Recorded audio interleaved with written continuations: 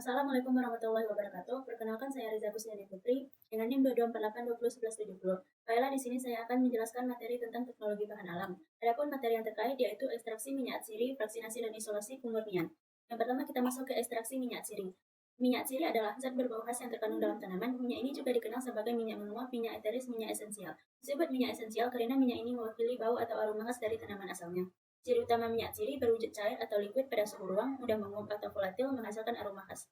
Kandungan minyak atsiri terdiri dari campuran beberapa senyawa aromatik yang sebagian besar bersifat termolabil atau tidak stabil terhadap suhu tinggi. Oleh karena itu, pemilihan metode ekstraksi yang tepat sangat penting untuk menjaga kestabilan senyawanya. Metode ekstraksi minyak atsiri yang pertama ada destilasi. Jenisnya destilasi air uap, destilasi uap. Tahapannya ada persiapan bahan, pemanasan, pemisahan minyak. Kelebihannya, teknologi sederhana, waktu relatif cepat, pemisahan mudah, kekurangan senyawa dapat rusak karena panas.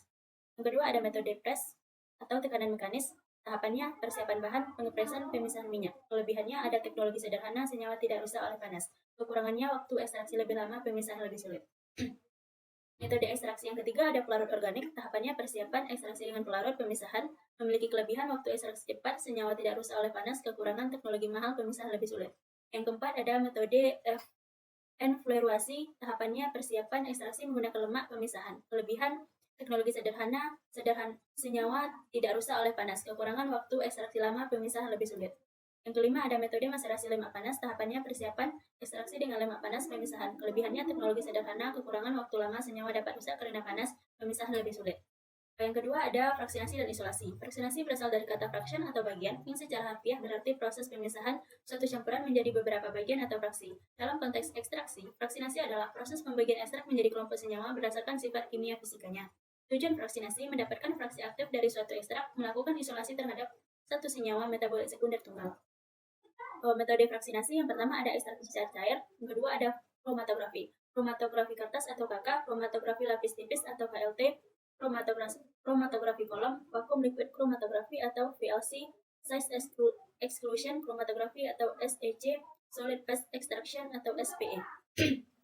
Yang pertama kita masuk ke ekstraksi cair dan perbedaan kepolaran. Syarat dua pelarut tidak saling bercampur, senyawa akan larut dalam pelarut dengan polaritas serupa. Polaritas contoh senyawa nonpolar, lemak, lilin, terpen, dan steroid, semipolar, kumarin, flavonoid, aglikon, alkaloid, polar, flavonoid, glikosida, alkaloid, kuarterner. Kromatografi lapis tipis KLT, prinsip kerjanya memisahkan sampel berdasarkan perbedaan kepolaran antara sampel dan pelarut, menggunakan lapisan tipis di atas lempeng kaca, logam atau plastik. Komponennya pasedium atau absorben, contohnya silika gel, alumina, tanah, diatomea, selulosa, ukuran vertikal 0,1 sampai 40 mikrometer, semakin halus, peramatan semakin lambat, fase Gara atau eluen. Pelarut murni atau campuran digunakan maksimal 2-3 kali. Daya elusi diatur agar RF antara 0,2 sampai 0,8. Yang kedua, kromatografi, jenis mekanisme ukuran berdasarkan ukuran molekul, afinitas berdasarkan reaksi spesifik antara senyawa dan matriks. Jenis kromatografinya ada fase Gara dan fase diam. Penggunaannya analisis komposisi campuran, penentuan kondisi kromatografi kolom, identifikasi senyawa, obat, ekstrak tanaman, dan lain-lain, deteksi kontaminan dan pemalsuan. Contoh alatnya. Cara kerja, langkah kerja KLT. Pertama, penjenuhan camper dengan pelarut selama 1 jam pada suhu 20-25 derajat Celcius. 2. Penyiapan lempeng dan penutulan sampel jarak antar titik kurang lebih 1,5 cm. Yang ketiga, masukkan lempeng ke dalam chamber. Yang keempat, setelah pelarut mencapai batas atas, angkat dan keringkan. Kelima, visualisasi bercak sesuai monografi. 6. Isolasi bercak, disedot dengan vakum atau dikorek, dilarutkan kembali dengan pelarut sesuai polaritas. Analisis kuantitatif.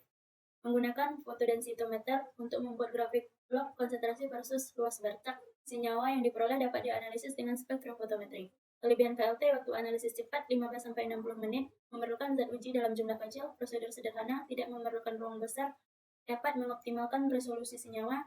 Kekurangannya tidak cocok untuk senyawa volatil, beberapa senyawa mungkin tidak terpisah dengan baik tanpa optimal. Ketiga ada pemurnian.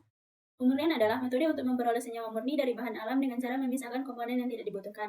Prinsipnya, pemisahan antara dua zat atau lebih yang saling bercampur dilakukan berdasarkan peristiwa fisik atau kimia. Tujuannya untuk mendapatkan zat atau larutan murni dari campuran atau yang terkontaminasi oleh zat lain. Tingkat kemurnian yang diharapkan sebesar 9-100%.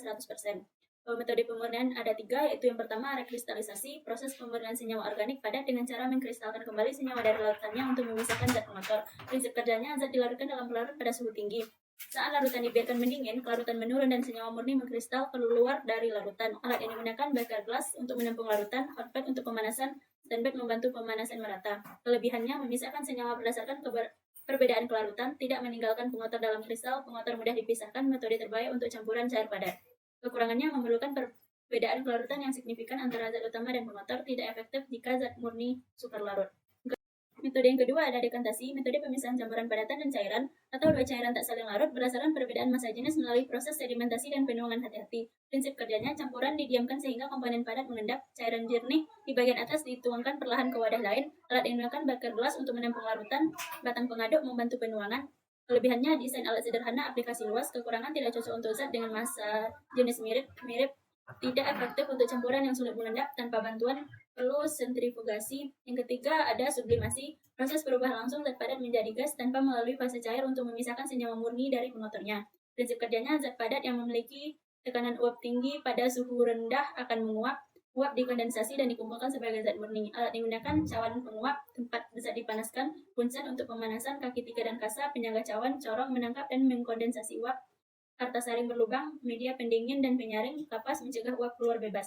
Kelebihannya, efektivitas memisahkan senyawa padat yang mudah menguap, hasil pemurnian tinggi karena pengotor tidak ikut menguap. Kekurangannya hanya cocok untuk senyawa padat yang mudah menguap, tidak efektif jika perbedaan titik didih antar komponen kecil memerlukan alat lebih banyak dibandingkan metode lain. Terima kasih.